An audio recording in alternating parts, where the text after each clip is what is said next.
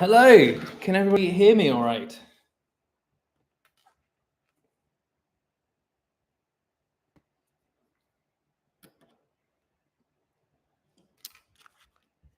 Great. Well, hello everybody, and welcome to the Electric Sheep webinar.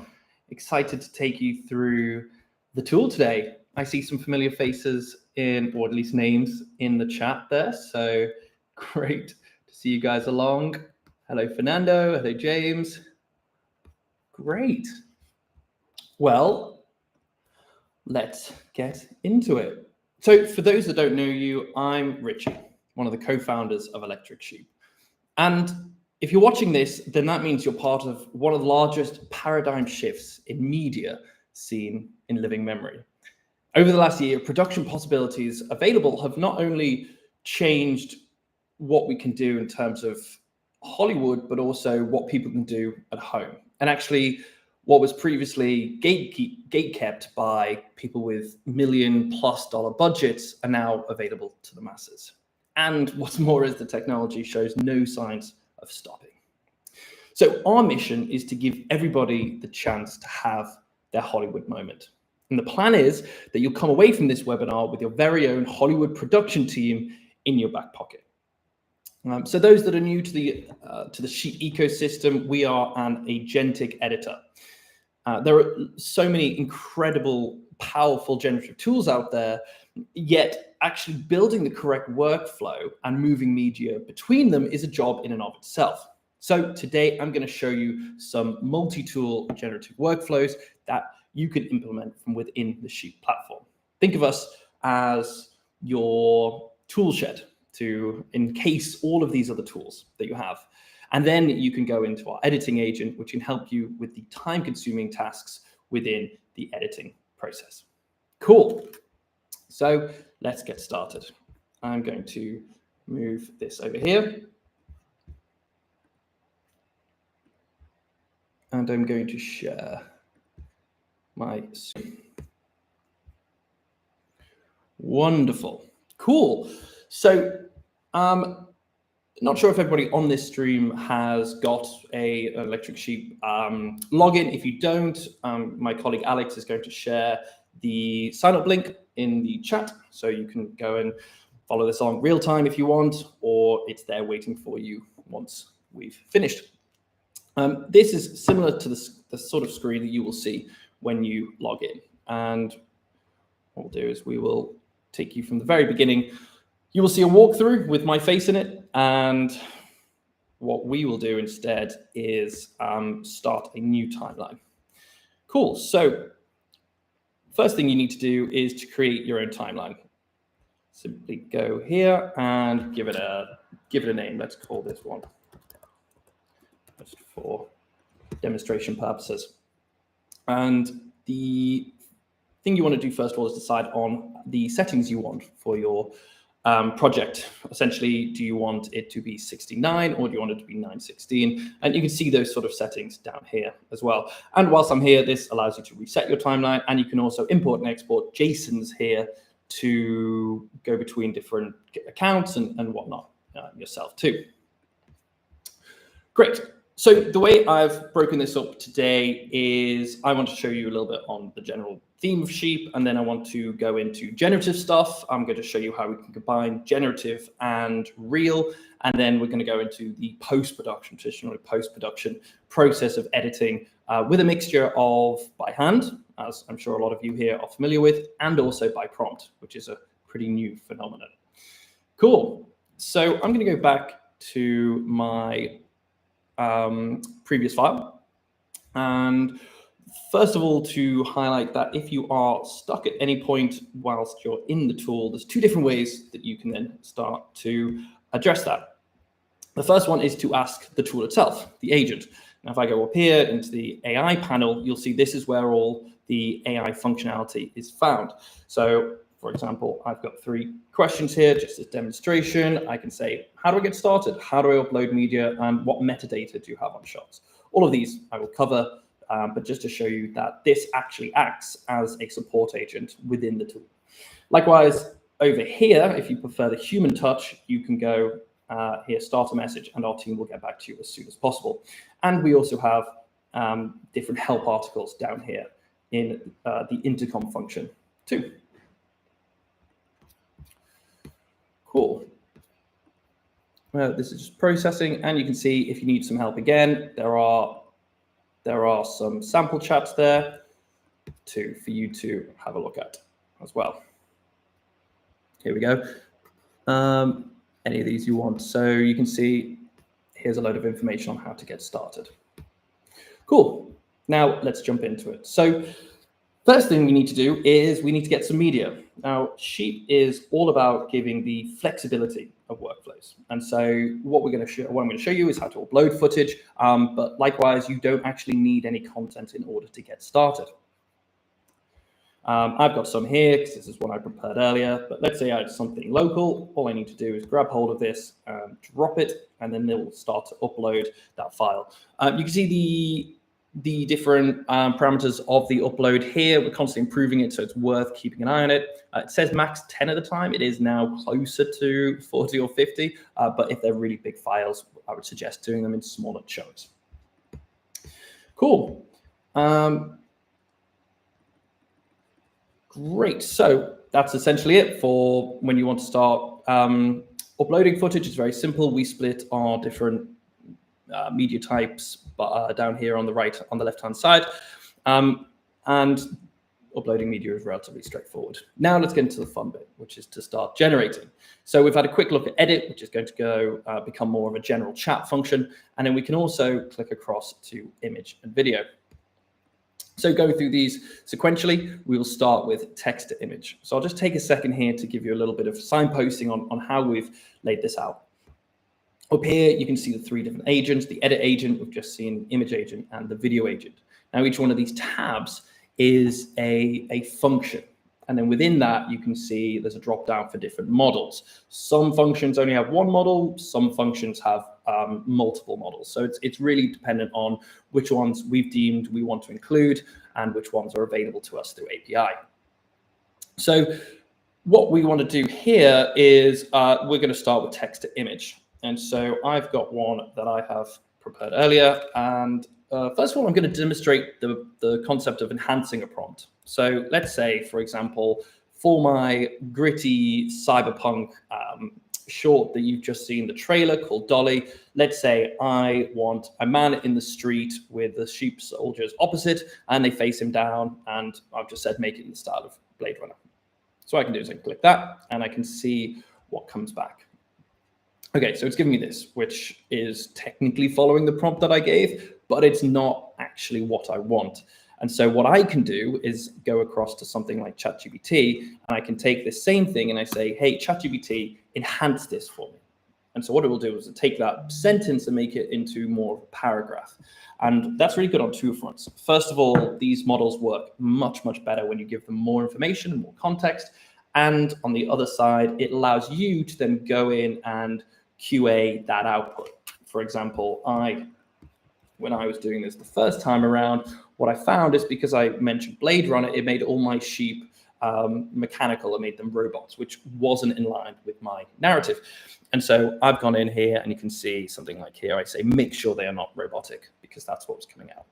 Cool. So again, you want to make sure you're on the right model and you've got your prompt. The whole process for those new to AI generative models is it's all about iteration. So it's all about just creating loads and loads of versions over and then finding out what the model thinks, what it's assumed, and then changing that accordingly. Now, I'd also take a moment to show you the credit process. So each one of our models are clearly labeled with credits on the button, so you can't really miss it when you go to click. And then up in the top right-hand corner will be your credits, your credit total up here. So you get a couple of credits when you sign up to let you get in and start to get a feel for the technology. Cool. So let's have a look at how this output is different to my first one. Okay, so here we go. You can see that actually between these two, it's done a much better job. This is definitely more kind of Blade Runner, sci-fi-esque feel to it, which I'm going for my short. However, these sheep aren't actually humanoid, which is what I want. So What I can do is I can go back, and sometimes you can just click again and roll the dice, or you can go in and change your prompt so that it gets, it's a little bit more specific. Here, I've been lucky that the second time around, it's actually come out, and I'm happy with this one, right? So I reckon this is a good starting shot. Sorry, I'm also checking from a question that Alex has said has come up is different subscription levels. Yeah, so our pricing is really straightforward. Essentially, we charge, it's in Electric Sheep, charge $5 a month for access to the platform. And then the credit, you can buy credits, which go across to any of the other platforms you want. So depending on your usage, maybe you want to put in like $30 a month, or maybe you want to put in $50 or whatever it might be. And so that's how it works for us. Everything's currently available under that subscription level. Of course, as we develop new technology, it might be that some become premium features. That's all something that we're going to work out. Cool. So let's assume I am happy with this. I can then click Save to Library. If I go across to my image library, you'll see that this is now waiting for me here. So there's two buttons on this little thumbnail. The top one is the metadata, which I'm going to save until a later part of the webinar. And the bottom one is the Send to AI button. So if I click this, what that means is now that image is waiting for me in my image-based tools, image-based functions. And so I can now take this and I can copy in let's actually say, okay, let's say I'm happy with this overall, but I'm like, actually his hair isn't quite dark enough. So what I'll do is I'll say, change his hair to be a dark blonde color. I can enable the mask here, and then I can say, I can basically define the part of the image that I want there. Of course, I can do, maybe I can add a rocket going out in the background or whatever is relevant. But for this one, I'm just going to change the hair color. And I'm saying darker blonde shade, keep it in the style of Blade Runner. You can see that was 3 credits there. So this is now generating for me the slight change. And if all's gone to plan, then everything else in the image should stay the same, which for those of you who've been in generative AI from the beginning will know that this is a really hard, or this is an incredible new development within the technology. It used to be that if you wanted a tiny thing changed, you'd have to go and roll the dice on the entire shot again. But as we can see here, it's pretty much, yeah, it's done it perfectly. It stayed the same. This is much closer to the character that I'm trying to build. Cool. So I can save that one to my library, and I can go add it to AI again, and I just move across, and now I go image to video. So this is where, again, I've got an enhanced prompt that I've created before. To give you a quick overview of this, range so night, Blade Runner, just giving it all that context again, saying that these sheep soldiers that we have created here are walking towards the man. And you can see now we're moving on to the sea dance model. We also have Kling down there as well. If you're not really sure on the models, I would say stay with the ones that we have suggested as default. They're the ones we typically think are the best, or the most robust. Of course, if you're more advanced, go and find the ones that you like.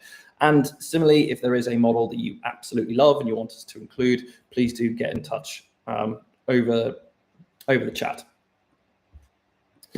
Cool. So I'm going to click go on this. I can click my duration. I am just going to go with 5 seconds and my aspect ratio as well. I'm going to let that generate. This is going to take a little second. So in the meantime, I'm going to move on to video and we'll come back to this. So here's one I prepared earlier. You can see what I did was I uploaded this video here. For those, it's quite a small thumbnail, but essentially it's a shot I did earlier. It's got one cut in it. So I said, tell me the timestamp, or I should make this singular, timestamp of the cut in this video, and then describe the style of the shot. And so this is really useful for when you want to, if you want to emulate another shot, maybe you've picked one off something you found online, you can upload that, you can start to analyze it, and you can start to see what's going on. The single, okay, this video contains a single hard cut. Sorry, another question. Great, but to keep the style, Blade Runner, keep the roll thing. Sorry, Alex, can you qualify, just give me a bit more clarity on that question. the Blade Runner style is something that I've done. That is stylistic to me. I don't have to do that. For example, just to quickly show you, if I just said, make me a style shot like that may work, or it might be, it might be that that's copyrighted and won't let me do that. But just to demonstrate that it absolutely doesn't need to be Blade Runner. It can be whatever you want. There you go. So I gave it absolutely no description, but if I wanted to have this shot in this kind of style, then I could easily start to blend those two worlds. Yeah.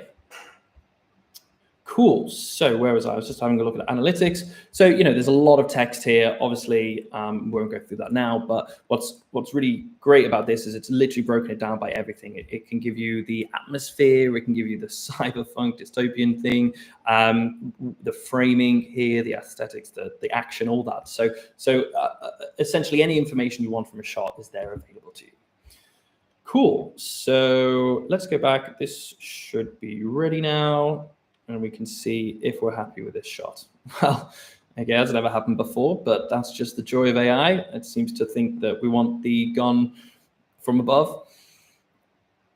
That's interesting. So yeah, basically I would go in and see this and I'd be like, well, you know what? I don't really like this first bit, but what I can do is I could save it and then I could start it from here. So I trim the beginning and I'm like, cool, actually from this second bit, I like it. It's good.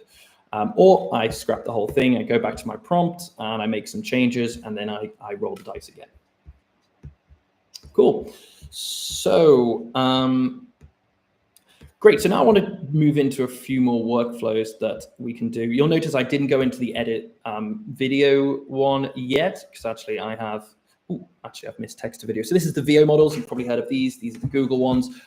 They are really powerful. VO3, for example, comes with audio as well. And you can do some really, really incredible stuff. What you will notice, however, is that the credit amount is much higher. So if you're just starting out, I would definitely recommend you stay over here with the Flux models, which are about 2 credits, and then move into VO when you're feeling a little bit more confident or you have a clear revision. But if you're ideating, I would say typically you want to start with image.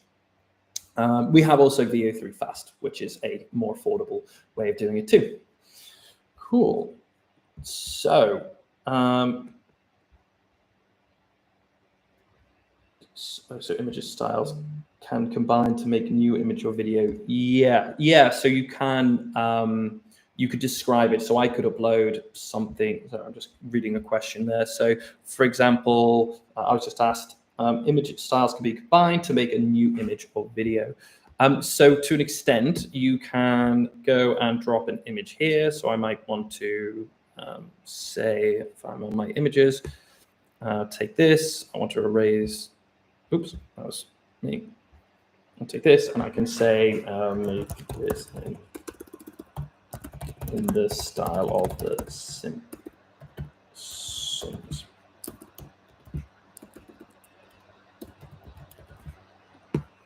I've never done this before, so I'm not sure how it'll turn out. But this is how you can start to combine prompts and words. Well, there you go. I quite like that, actually. I think it's done pretty well. So there you go. So definitely easy to restyle. And I'll show you some different ways we can do that now, actually, in the multi-tool workflows I want to go through now. Cool. So let's see. I'm now going to... Yeah, great. So what I want to show you now is a workflow that I did for the final shot of Dolly.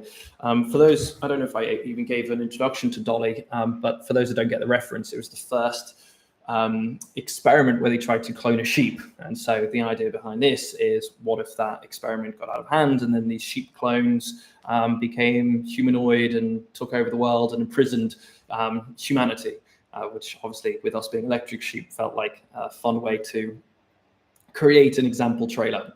And so what I had was this image of me walking. I also made myself the protagonist of this as well, just to see how possible it would be, and to, I suppose, live out my childhood dream of becoming a movie star. And so this particular shot, what I did was I simply walked out onto a balcony. This is a lovely lake in Austria, for those who are wondering.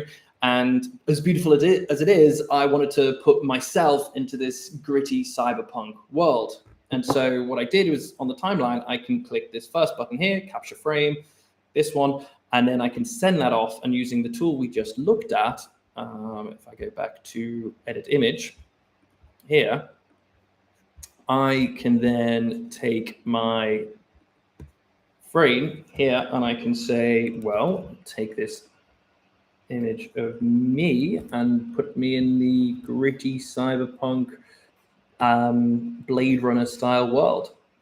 Oh, and I also say, let's just read this, what have I done? An open clearing filled with hundreds of thousands of sheep-headed humanoid soldiers. And so there we go. I thought that was a really cool picture. And you can see that I'm actually almost exactly the same wearing my raincoat, which I probably want to change in another version of this. But for the sake of demonstration, this is a good one.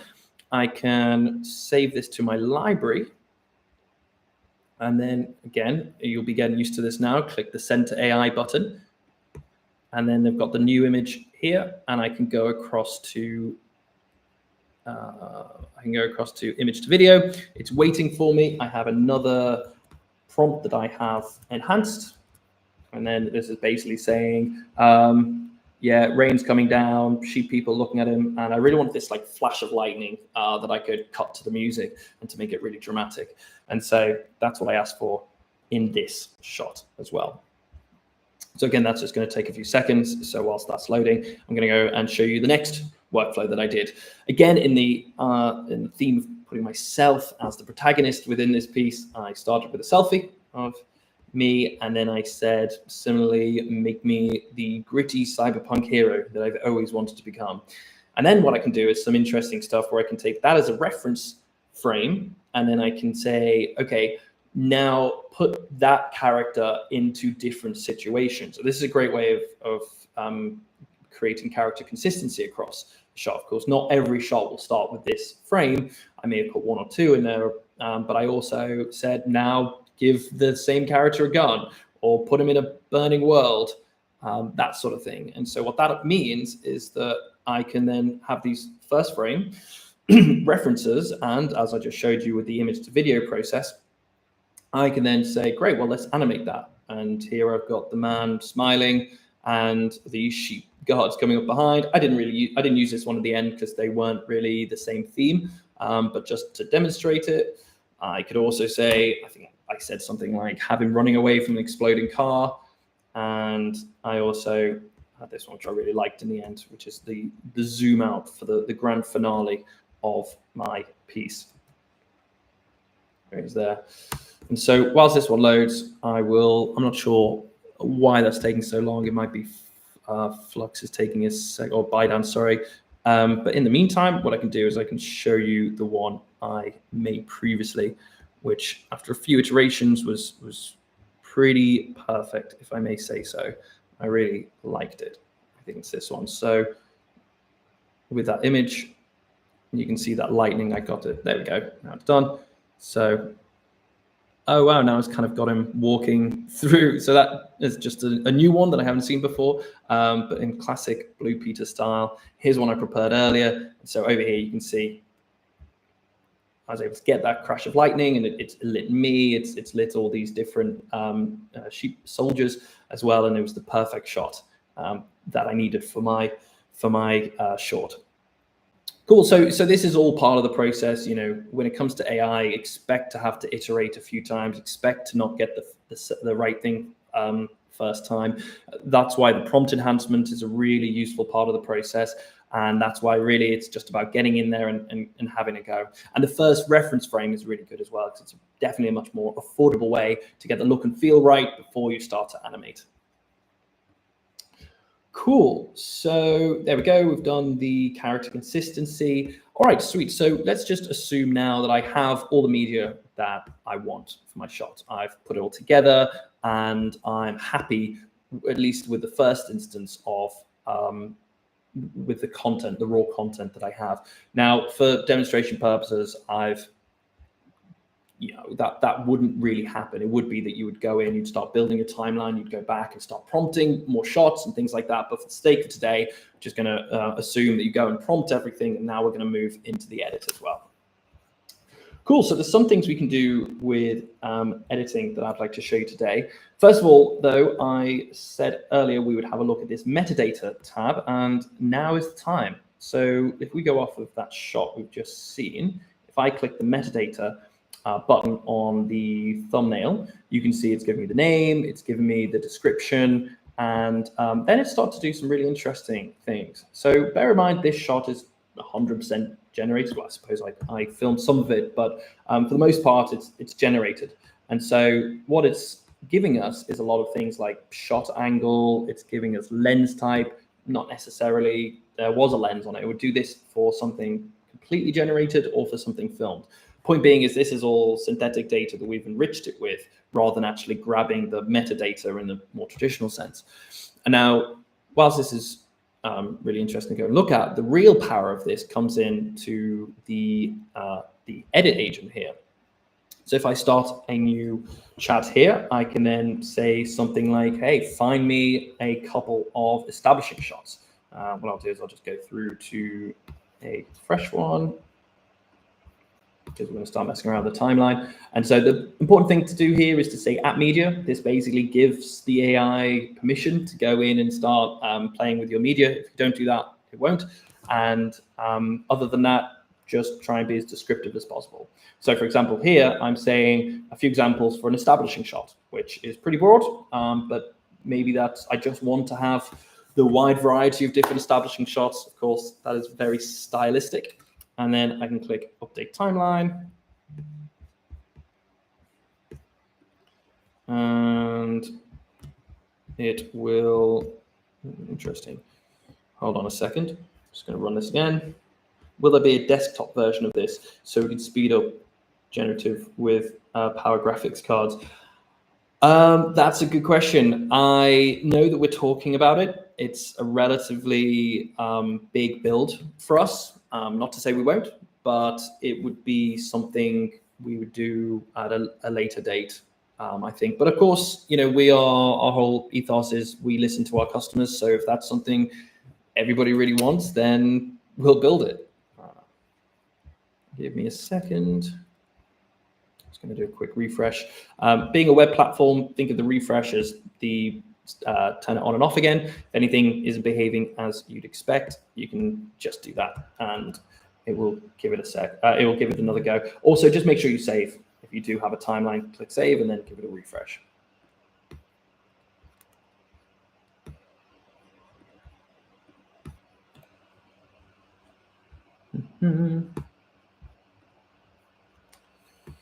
Interesting. So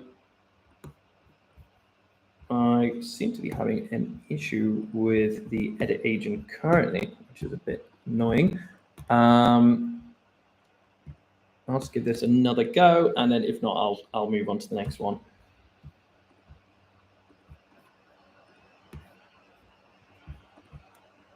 Sometimes what you can do as well is you can add put the @media at the beginning. And in the meantime, I'm just going to have a look at some questions.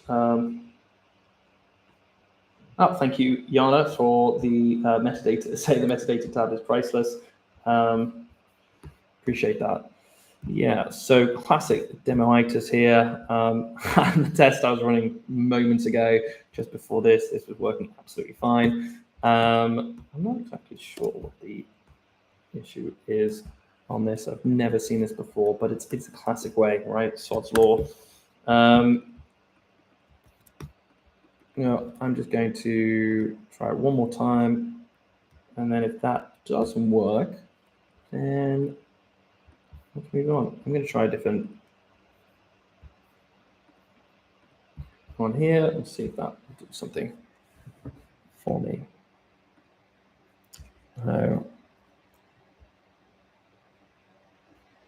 Yep.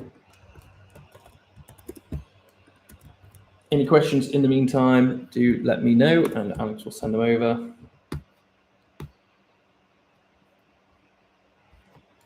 We'll just see if we can get this to work.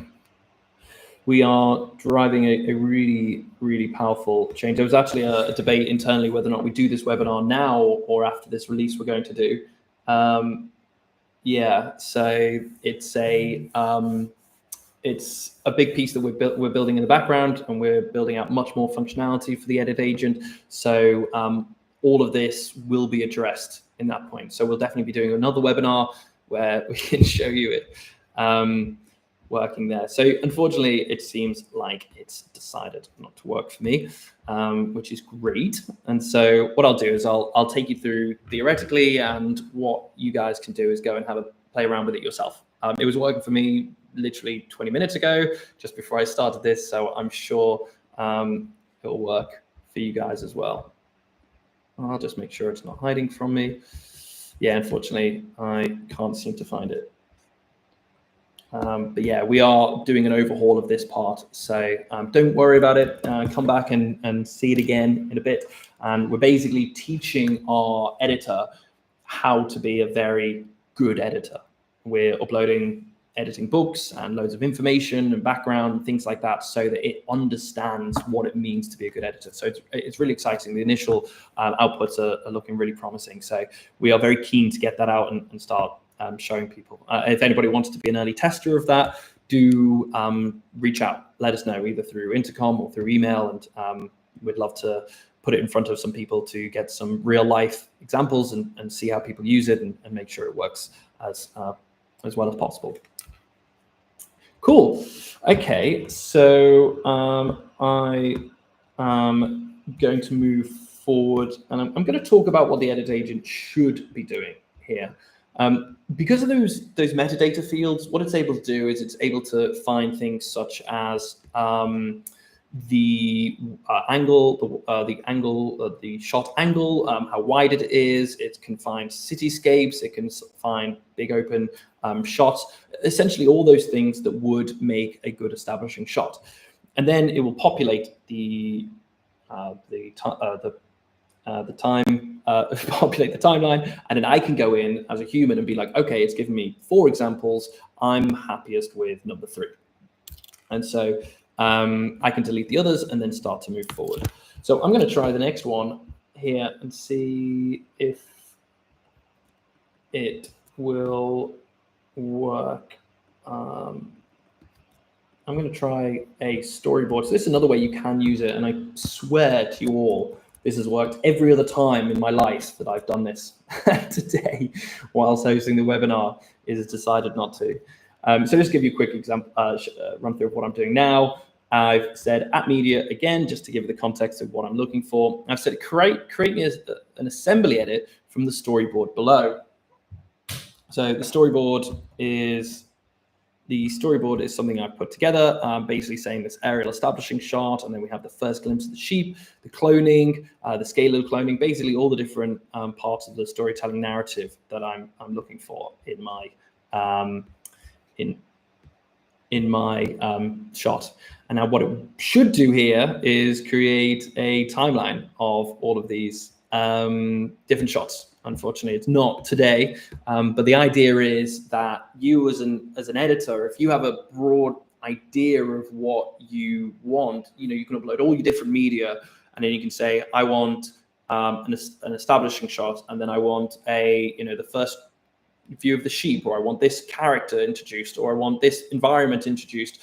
You can actually prompt that through natural language, and then the timeline will populate with the shots you've asked for. So it's a really useful editing tool to get going and get started.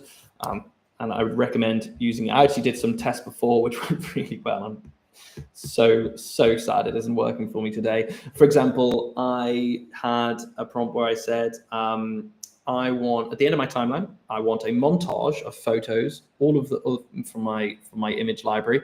I want all of them to be 0.25 seconds long. And what it did was it just grabbed a selection of photos and populated my timeline, which was really cool. And that job would have been really fiddly and taken me ages, but I was actually able to do it really quickly, which was great. Cool. So I will just have a look at, see if I've still got it. Okay, great. Oh, and new questions come in. Can you make the characters talk? I have a corporate event where I need to generate a welcome video and I want to create Pixar style videos where the characters talk to the audience. Yes, you can with VO3. So what I would suggest doing is making sure you have your prompts in a way that you're comfortable with them, and then you go to text to image, VO3, and then you want to put in your narrative, your script here as well. And you can change the seconds and try and get as much of it in as possible. And you can actually do that a few different times to get continuous scenes or to get the scenes from the same shot. And what I've seen people do recently is to then take the audio from that, which is lip synced and everything. And sometimes it's a bit different shot to shot. So it might be, let's say you got 5 shots, it might be a slightly different voice. But then you can take that audio file and you can put it into something like 11 Labs, and then you can restyle the entire shot to one voice. And it keeps the pacing and everything like that. So, you know, when it comes to Electric Sheep, we are working on integrating all these tools. We see the workflows that we want to include. And so it will be available probably the next couple of months. But for the time being, you'd take it from us. You could render and export, and then you could do that final stage in 11 Labs and come back. Cool. So to go back to the edit, and here is essentially pretty much my final edit. I've got all my clips that I want, and I've got the general theme I'm going for. What I've done is I've imported a load of different sound effects and music and stuff. And again, the narration that I've used for this was 11 Labs. They are, for those who aren't familiar with them, they are by far the best audio generation tool in the space. Cool. So just to give you a quick run through of what we can do on the platform. For example, it might be I had this shot. Where's it gone? Maybe I've got a shot like this here, where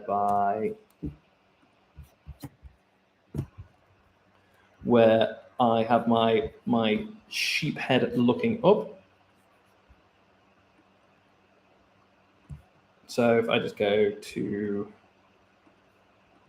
where did I put it? Here we go. Sorry guys, give me 1 second.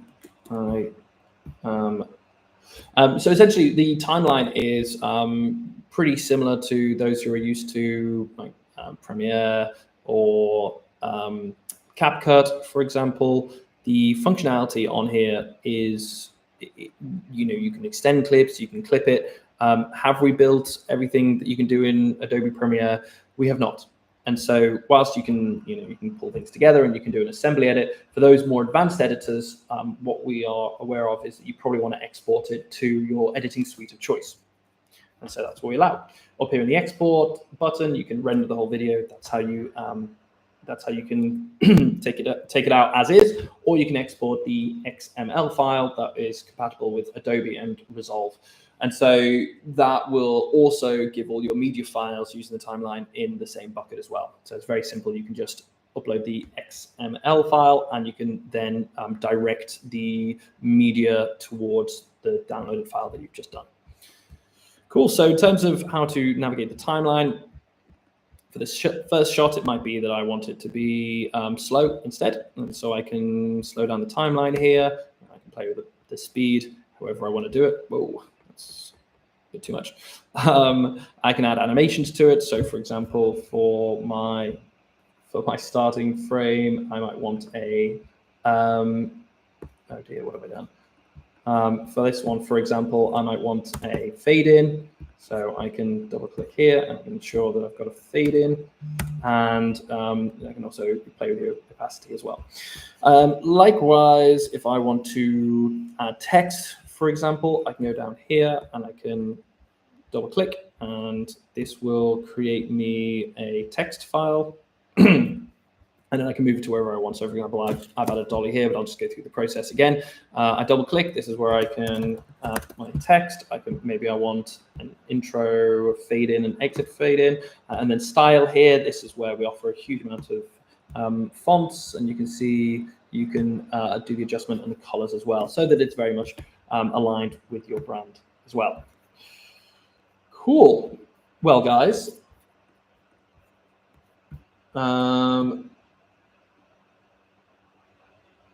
okay, so this is it. This is a bug that I'm struggling with at the moment. My Gary, my much more technical counterpart, has just got in touch and said I have a 0 duration clip, which is a new bug we found. So let us play around with that and fix that.